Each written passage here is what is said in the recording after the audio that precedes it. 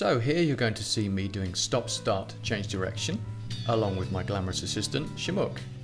Now remember, with stop, start, change direction, one of the words is stop.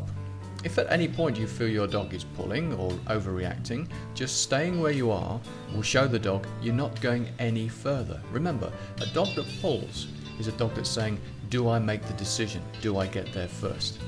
Now the great thing about stop, start, change direction is every time you do actually change direction, you're giving the dog some information, and that information is, I have made a decision.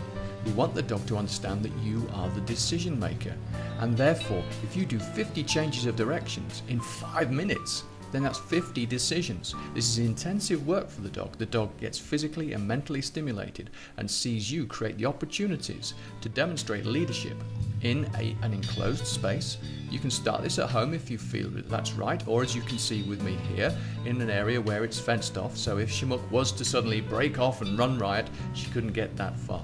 Start somewhere where you feel happy and in control, and if it all goes wrong, then it's fine, you can walk away. Do you know, sometimes just dropping the lead and leaving the scene is a signal to the dog as well, and that signal is, if you're not going to play nicely, we're not going to play at all.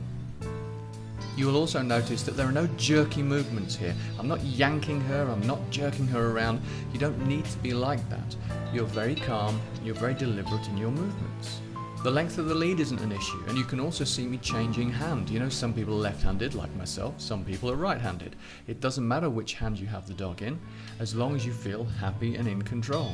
You know, there's only one way to guarantee that the length of lead consistently stays the same, and that's to have the dog on the end of a rod or a pole. We're not going to do that. We want this to be nice and relaxed. You can see the lead is nice and loose. Now when the lead is nice and loose, that means the dog is responding well. But if you feel your dog is overreacting, remember, you can stop or change direction.